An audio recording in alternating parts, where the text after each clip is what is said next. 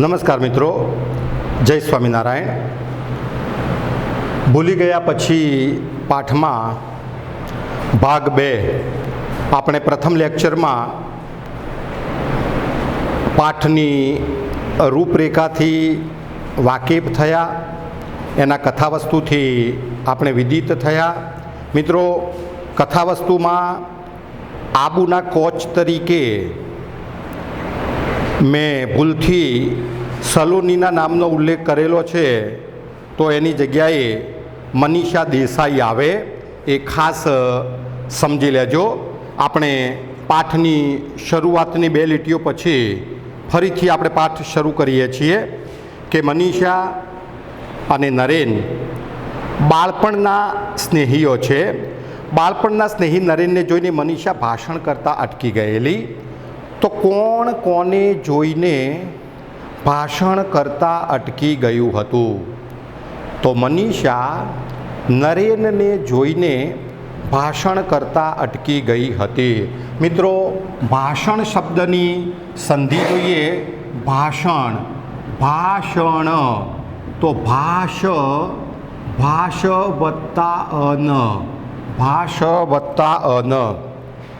બાળપણના સ્નેહી નરેનને જોઈને મનીષા ભાષણ કરતાં અટકી ગયેલી. અકસ્માતો નડવા છતાં એણે હિમાલયના શિખરો સર કરેલા.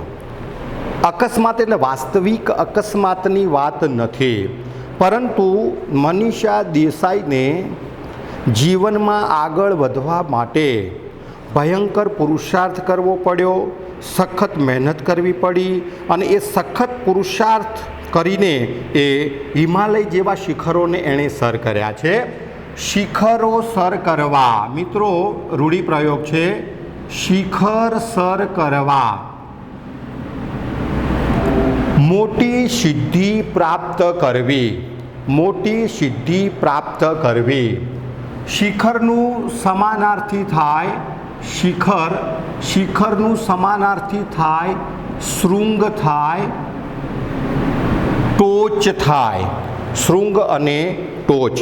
અકસ્માતો નડવા છતાં એણે હિમાલયના શિખરો સર કરેલા. મિત્રો, હિમાલય શબ્દ છે, હિમાલય અને હિમાલયની સંધિ હિમાલય, હિમ વત્તા આલય. એનો સમાસ જોઈએ તો હિમનું આલય ષષ્ઠી તત્પુરુષ બને, ષષ્ઠી તત્પુરુષ બને. હિમ શબ્દ છે, હિમ એટલે બરફ થાય, હિમનું સમાનાર્થી બરફ થાય. અહીંયા હિમાલય શબ્દ છે, હિમાલય શબ્દનું સમાનાર્થી પૂછાય તો હિમાલય એટલે શૈલેષ, શૈલેષ એટલે હિમાલય થાય. ગિરિવર, ગિરિવર એટલે હિમાલય થાય. ગિરીશ એટલે હિમાલય થાય. નગાધિરાજ એટલે હિમાલય થાય. અકસ્માતો નડવા છતાં એણે હિમાલયના શિખરો સર કરેલા. અને ગઈકાલે એણે એક કુટુંબને રીંછ સામે રક્ષણ આપી બચાવી લીધું. મનીષા દેસાઈએ ગઈકાલે એનું પરાક્રમ બતાવી અહીંયા આબુમાં ફરવા આવેલું એક સુરતી કુટુંબ હતું, એ સુરતી કુટુંબને રીંછના હુમલામાંથી બચાવી લીધું. એ વિશે વાતચીત થાય છે. એ બંને હવે વનાધિકારી નરેનના નિવાસે આવી પહોંચ્યા છે. તો કોણ વનાધિકારી નરેનના નિવાસે આવી પહોંચ્યું હતું? તો અહીંયા કનોજ અને સલોની, કનોજ અને સલોની. વનાધિકારીની સંધિ ખાસ યાદ રાખો મિત્રો. વનાધિકારી, વન વત્તા અધિકારી, અને એનો સમાસ બને વનનું સંરક્ષણ કરનાર અધિકારી. મધ્યમ પદલોપી, મધ્યમ પદલોપી સમાસ બને. મિત્રો, વન શબ્દ છે, અને વન શબ્દનું સમાનાર્થી આપણી પાસે જંગલ શબ્દ તો સ્પેરમાં પડેલો છે, પણ તમને જંગલ શબ્દ ન પૂછાય. જંગલ, અરણ્ય, અરણ્ય, રાન, કાનન અને અટવી, કુંતાર. આ બધા જ વન શબ્દના સમાનાર્થી છે। એના પછી મિત્રો તમે જુઓ કાનન શબ્દ આપણી પાસે આવ્યો છે। કાનન એટલે જંગલ થયું અને એવો જ એને જ લગતો શબ્દ છે આનંદ। તો આનંદ એટલે મુખ થાય, ચહેરો થાય અને વદન થાય, અને કાનન એટલે જંગલ થાય। એ વિશે વાતચીત થાય છે।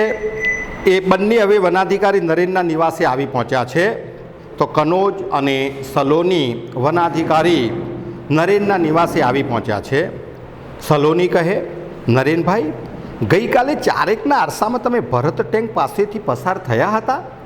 હે નરેનભાઈ, ગઈકાલે 4 વાગ્યાના સમયે તમે ભરત ટેંક પાસેથી પસાર થયા હતા? મિત્રો, ભરત ટેંકનો ઉલ્લેખ અહીંયા આપણને પૂછાય સમજણના પ્રશ્ન તરીકે કે ભરત ટેંકનો ઉલ્લેખ તમારી કઈ કૃતિમાં થયેલો છે? તો આપણને ખબર હોવી જોઈએ કે ભૂલી ગયા પછી।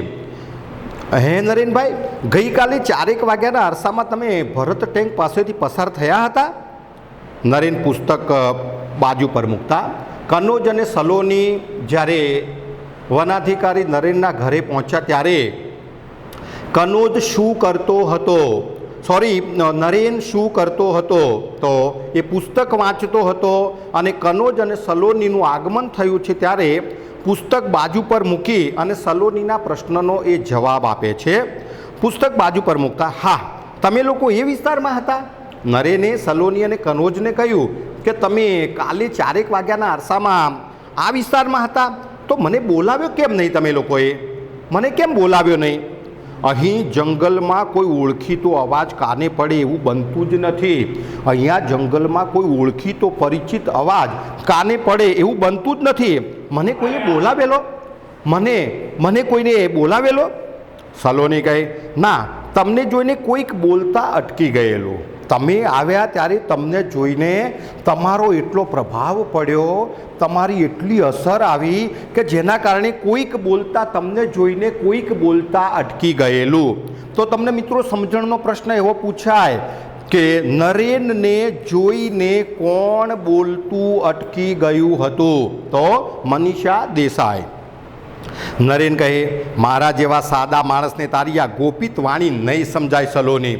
ગોપિત એટલે છુપી, ગોપિત એટલે છુપી। અહીંયા નરેન કહે છે, સલોની, તું આજે જે વાતો કરો છો એ વાતોમાં મને કાંઈ સમજણ પડતી નથી અને મારા જેવા સાદા સીધા માણસને તારી આ ગોપિત વાણી નહીં સમજાય। સલોની કહે, લ્યો આ સમાચાર વાંચો, લો એમાં ફોટો છે અને સમાચાર તમારા માટે અજાણ્યા નથી। આ સમાચાર વાંચો અને એમાં ફોટો છે, આ સમાચાર તમારા જેવા માટે અજાણ્યા નથી। બધા પર્વતારોહકો જાણે છે અને અહીંયા જે પર્વતારોહણ કરવા માટે આવેલા બધા જ પર્વતારોહકો આ સમાચારથી વિદિત છે। દીદીએ રીંછના હુમલામાંથી પેલા સુરતી કુટુંબને બચાવ્યું નહોતું?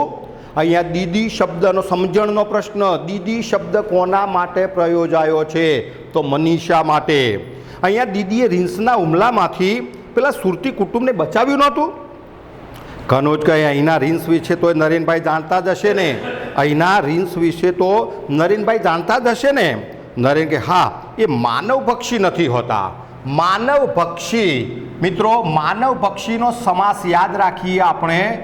માનવભક્ષી, અહીંયા કોઈ પણ શબ્દના એક કરતાં વધારે સમાસ બને ત્યારે મહત્વનો આધાર એના વિગ્રહ ઉપર છે। જો માનવનો પક્ષી તો ષષ્ઠી તત્પુરુષ બને, આખું પદ વિશેષણ તરીકે વપરાય। માનવનું ભક્ષણ કરે છે જે તે તો બહુવ્રીહી બને, અને પૂર્વપદ નામ હોય અને ઉત્તરપદ કામના અર્થનું સૂચન કરે, વિગ્રહ કરતી વખતે નાર પ્રત્યય લાગે ત્યારે ઉપપદ બને। માનવનું ભક્ષણ કરનાર તો ઉપપદ બન્યો।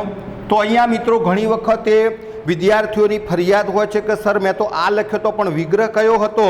એના આધારે એક કરતાં વધારે શબ્દ સમાસ બનતા હોય તો એ જવાબ એનો બનતો હોય છે।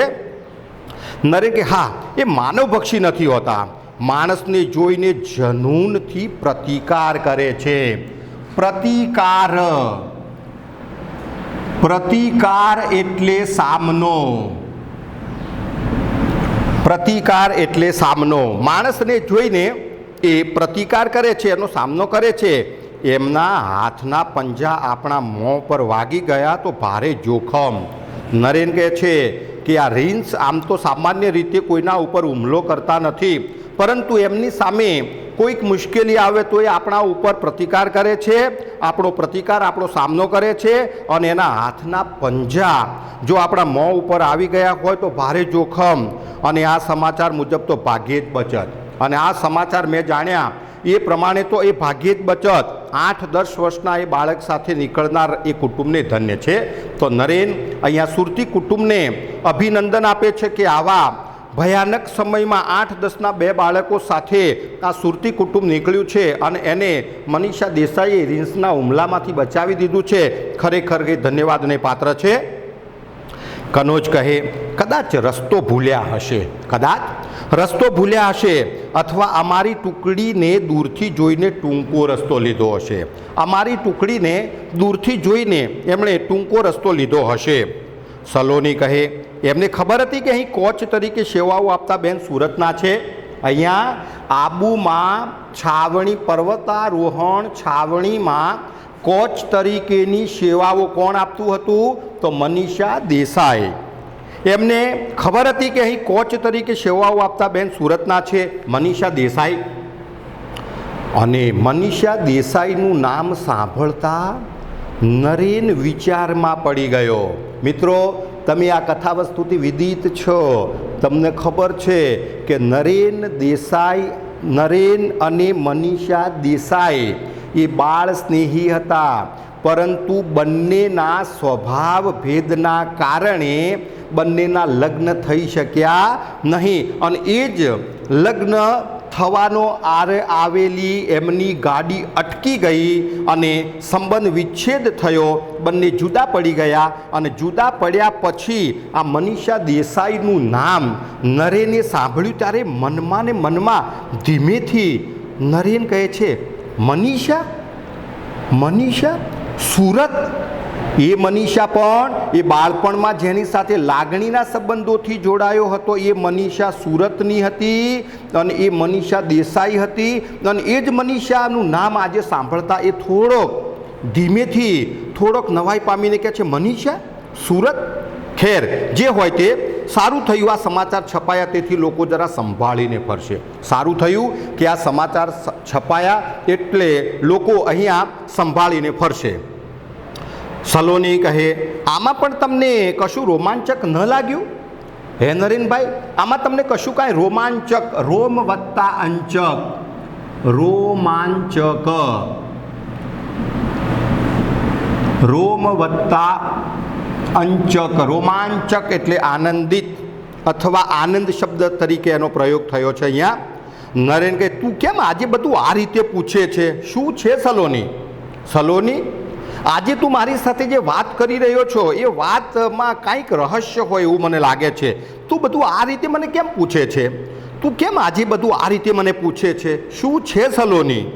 સલોની કહે એ જ કે હું પૂછું છું એ બધું એળે જાય છે.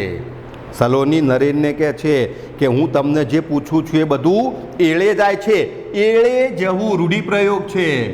એળે જવું એટલે વ્યર્થ જવું, નિરર્થક થવું, નકામું થઈ જવું. સલોની કહે છે એ જ કે હું પૂછું છું બધું આજે નરેનભાઈ એળે જાય છે. તમે આવા શુષ્ક ક્યારથી બની ગયા? મિત્રો, 1 માર્કનું આપણી પાસે સમાનાર્થી આવે છે. શુષ્ક એટલે નીરસ. તમે આવા શુષ્ક ક્યારથી બની ગયા? તમે આવા શુષ્ક ક્યારથી થઈ ગયા? મમ્મી તો કહેતી હતી કે મામાના નરેનભાઈ મોટા કવિ થશે, અને મમ્મી તો એમ કહેતી હતી કે મામાના નરેનભાઈ બહુ મોટા કવિ થશે. એના ઉપરથી નરેન અને સલોનીનો સંબંધ આપણે જાણીએ છીએ. એવો પ્રશ્ન આપણને પૂછાય કે સલોનીના મામાના દીકરાનું નામ શું હતું? તો નરેન. અહીંયા બીજો પ્રશ્ન પૂછાય કે નરેનની ફોઈની દીકરીનું નામ શું હતું? તો સલોની. આ સમજણના પ્રશ્નો છે મિત્રો. મામાના નરેનભાઈ મોટા કવિ થશે. કહે છે કે નૈસર્ગિક સૌંદર્ય પાછળ તમે ગાંડા હતા. નૈસર્ગિક એટલે કુદરતી, નૈસર્ગિક, નૈસર્ગિક એટલે કુદરતી. અહીંયા મમ્મી તો એમ કહેતા હતા કે મામાના નરેનભાઈ મોટા કવિ થશે. કહે છે કે નૈસર્ગિક સૌંદર્ય પાછળ તમે ગાંડા હતા, તેથી તો ફોરેસ્ટ ઓફિસરની તાલીમ લીધેલી, તેથી તો ફોરેસ્ટ ઓફિસર તરીકેની તાલીમ લીધેલી.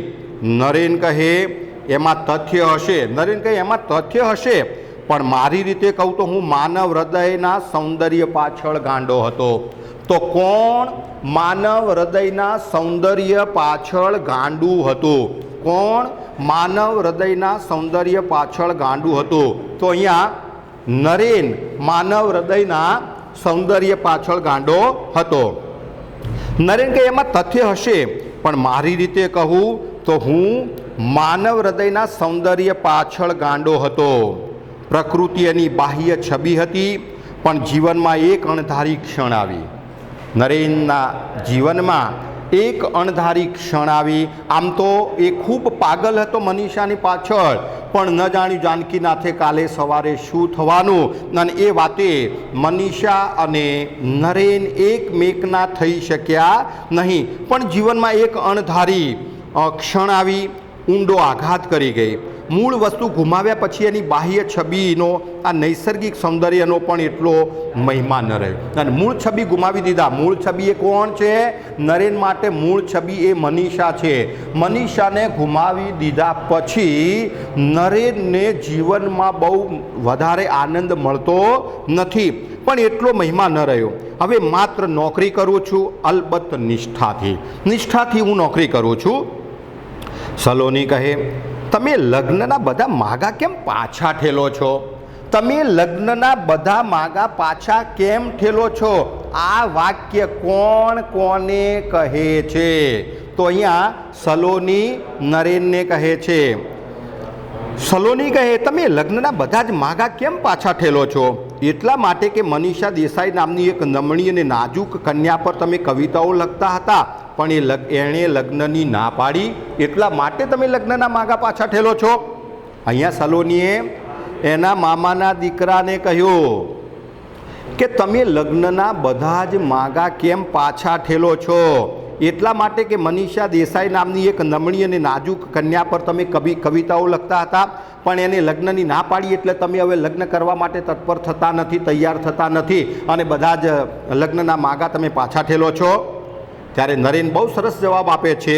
નરેન કહે એ નમણી અને નાજુક હતી એ ખરું, એ નમણી અને નાજુક હતી એ ખરું, પણ એના પર કવિતા નહોતો લખતો. હું જ એને કવિતા માનતો હતો, હું એના ઉપર કવિતા નહોતો લખતો, પણ મારી કવિતા હું એને માનતો હતો. અને બીજું, એણે ના નહોતી પાડી, એને લગ્ન કરવા માટેની ના નહોતી પાડી, એણે ના નહોતી પાડી. ખેર એ નાજુક કન્યાનું નામ મનીષા હતું, અને નાજુક કન્યાનું નામ મનીષા હતું. અટક એની દેસાઈ અને ગામ એનું સુરત હતું. એટલે અહીંયા સુરત અને મનીષા એવા શબ્દો સાંભળીને નરેન અવાક બન્યો હતો. એનું કારણ મનીષા અને સુરત સાથેનો એનો ભૂતકાળનો સંબંધ હતો. એટલે કહે છે કે અટક એની દેસાઈ, ગામ સુરત હતું, તેથી આ ખડતલ અને નિર્ભય કન્યાને હું મારા પૂર્વજીવનની મનીષા માની લઉં. નિર્ભય શબ્દ છે મિત્રો, નિર્ભય શબ્દની સંધિ નિર્ભય, નિશ વત્તા ભય, નીર વત્તા ભય, નિહિ વત્તા ભય, અને સમાસ બને નથી ભય જેને તે, નથી ભય જેને તે. ખડતલ અને નિર્ભય કન્યાને હું મારા પૂર્વજીવનની મનીષા માની લઉં. હવે તો એની અટક પણ બદલાઈ ગઈ હશે. અત્યારે નરેન માને છે કે મનીષાના લગ્ન થઈ ગયા હશે, અને મનીષા દેસાઈમાંથી દેસાઈ અટક એની બદલાઈ ગઈ હશે, કારણ કે જેની સાથે એણે લગ્ન કર્યા હશે એની જે અટક હશે, અટક એની પાછળ લાગી ગઈ હશે, એની અટક પણ બદલાઈ ગઈ હશે. સલોની કહે અને ન બદલાઈ હોય તો? અહીંયા સલોનીનો મુખ્ય એક જ ઉદ્દેશ છે કે એન કેન પ્રકારેણ આજે નરેન અને મનીષાને એક કરવા અને પૂર્વવત એમનો જે સંબંધ હતો એવો સંબંધ ફરીથી તાજો કરવો, એટલે સલોની ગોપિત ભાષામાં વાત કરે છે અને કદાચ કે એની અટક ન બદલાઈ હોય તો એટલે સલોની કહેવા માગે છે કે મનીષાએ લગ્ન ન કર્યા હોય તો એવો અર્થ નીકળે છે. સલોની કહે અને ન બદલાઈ હોય તો જે વ્યક્તિ નાજુક અને નમણી હોય એ જ ખડતલ અને નિર્ભય ન થઈ શકે. જે વ્યક્તિ નાજુક અને નમણી હોય, અહીંયા સલોની નરેનને કહે છે કે જે વ્યક્તિ નાજુક અને નમણી હોય તે નિર્ભય અને ખડતલ ન હોઈ શકે. આ મુદ્દા પર તો અમને કુમારી મનીષા દેસાઈએ એક દિવસ ભાષણ પણ આપેલું અને આ મુદ્દા ઉપર કુમારી મનીષા દેસાઈએ અમને ભાષણ પણ આપેલું, એક દિવસ ભાષણ પણ પ્રવચન પણ આપેલું. જુઓ જરા ફોટો ધ્યાનથી જુઓ, તમે જુઓ જરા ફોટો ધ્યાનથી જુઓ. નરેન કહે છે આંખો તો એવી જ છે, આંખો તો એની એવી જ છે, પણ સૈનિક બાળા જેવો યુનિફોર્મ, એને સૈનિક બાળા જેવો યુનિફોર્મ પહેર. ના, સલોની એ ના હોય. સલોની આજે મનીષાની છબી આજે નરેનની સામે ઊભી કરે છે, પણ અહીંયા નરેન માનવા તૈયાર થતો નથી અને કહે છે કે આંખો તો એની એવી છે, સૈનિક બાળા જેવો યુનિફોર્મ. ના, સલોની કદાચ આ મનીષા દેસાઈ ન હોઈ શકે. સલોની ગઈ તમે આ ફોટા સાથે તમારી કલ્પના મૂર્તિને સરખાવો છો કે મૂળ વસ્તુને? તમે આ ફોટા સાથે તમારી કલ્પના મૂર્તિને સરખાવો છો કે મૂળ વસ્તુને? મિત્રો, મૂર્તિ શબ્દનું સમાનાર્થી યાદ રાખજો. મૂર્તિ એટલે પ્રતિમા, પ્રતિમા એટલે મૂર્તિ થાય, અને બાવલું એટલે મૂર્તિ થાય, અને પૂતળું એટલે પણ મૂર્તિ થાય. સલોની કે તમે આ ફોટા સાથે તમારી કલ્પના મૂર્તિને સરખાવો છો કે મૂળ વસ્તુને, મનીષા દેસાઈને સરખાવો છો? સલોની નરેન કહે એ મનીષાનું આવું રૂપાંતર. મનીષા તો ગભરું હતી, રૂજુ હતી, પોચા સ્વભાવની હતી, અને એનું આવું રૂપાંતર, આવો ફેરફાર. રૂપાંતર શબ્દ છે મિત્રો, રૂપાંતર. રૂપનું એવું અંતર કર્મધારય સમાસ બને અને રૂપાંતર શબ્દની સંધિ બને રૂપ વત્તા અંતર. રૂપ વત્તા અંતર. નરેન કે એ મનીષાનું આવું રૂપાંતર મારે અભિનંદન આપવા આવવું જોઈએ. એ ખાતરી થાય કે મારે એને અભિનંદન આપવા માટે આવવું છે. સલોની કે પ્રયત્ન કરી જોઈએ, મનીષાબેનને ખ્યાલ ના આવે એ રીતે આપણે પ્રયત્ન. વાસ્તવમાં સલોની મનીષા અને નરેનની મુલાકાત કરાવવામાં ખૂબ જ ઉત્સુક છે. સલોની કંઈ પ્રયત્ન કરી જોઈએ, મનીષાબેનને ખ્યાલ ન આવે એ રીતે. કનોજ તું આનંદને અહીં મોકલશે, હું પછી એની સાથે કેમ્પ પર આવી જઈશ, એમ કરીને સલોની નીકળે છે. સલોની કહે ચાલો વરંડામાં બેસીએ, સૂર્યનો પ્રકાશને ત્યાં સુધી આવા તમારા બંગલાના ફૂલ છોડની શોભા જોઈએ. તો કોણ નરેનના બંગલાના ફૂલ છોડની શોભા જોવા માગે છે? તો અહીંયા સલોની કે ચાલો વરંડામાં બેસીએ, સૂર્યનો પ્રકાશને. સૂર્ય શબ્દ છે મિત્રો, અને સૂર્ય શબ્દનું સમાનાર્થી થાય છે સૂર્ય. અહીંયા આપણી પાસે સૂરજ શબ્દ તો સ્પેરમાં છે, સૂરજ તો આવડે, સૂર્ય અંશુમાન પ્રભાકર દિવાકર મરીચી હિરણ્યગર્ભ